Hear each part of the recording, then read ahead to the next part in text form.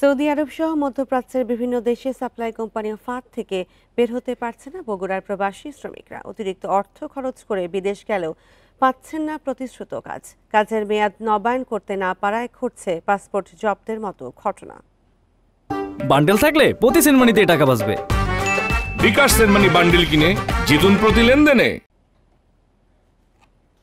বগুড়া সদর উপজেলার সাবগ্রামের পারভেজ ইসলাম গত বছরের জুনে একটি এজেন্সির মাধ্যমে 4 লাখ টাকায় সৌদি আরবে যান, কিন্তু কাজের ভুয়া অনুমোদন এবং সাপ্লাই কোম্পানির খপ্পরে অবৈধভাবে আছেন সেখানে।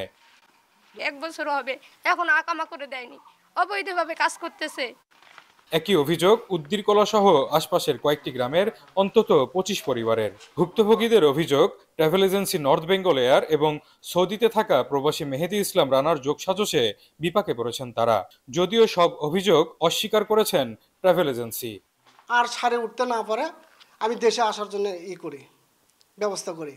মাতা মুরব্বীকে বলি, তা করছে তুমি তাহলে চলে আসো। আর জিম্মি করে যে কটা আমাকে ভিডিও করছে যাতে আমি দেশে আসে যেন কোনো কিছু না করতে পারি ওর বিরুদ্ধে। এই আশ্বাসই দিচ্ছে খালি যে আজ হবে কাল হবে, ডেকোরেশন হচ্ছে, এই অফিসে পার করে নেবে, আমার ছেলের কাছে পার করে নেবে। আমার তো ক্ষতি, আমার ব্যবসার ক্ষতি। তাহলে আমার ব্যবসার ক্ষতি হচ্ছে, আমি সেভাবে ওদেরকে বলতেছি যে আপনারা কি কথা বলে লোক পাঠাচ্ছেন, তাদের সাথে এরকম হচ্ছে কেন?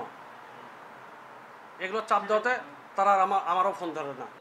অবৈধভাবে মানব পাচার ও হয়রানির বিষয়ে অভিযোগ পেলে জড়িতদের বিরুদ্ধে ব্যবস্থা নেওয়ার কথা জানিয়েছেন কর্মকর্তারা।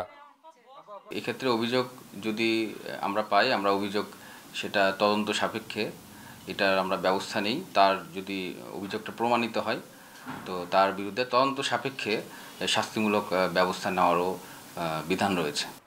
সরকারি হিসেব মতে 2025 সালে জানুয়ারি থেকে এপ্রিল পর্যন্ত সারা দেশ থেকে 2,30,255 জন শ্রমিক গেছেন সৌদি আরবে। এর আগে কাজ না পাওয়া সহ নানা কারণে দেশে ফিরে এসেছেন 50,231 জন। জজিফ হোসেন, ইন্ডিপেন্ডেন্ট নিউজ, বগুড়া।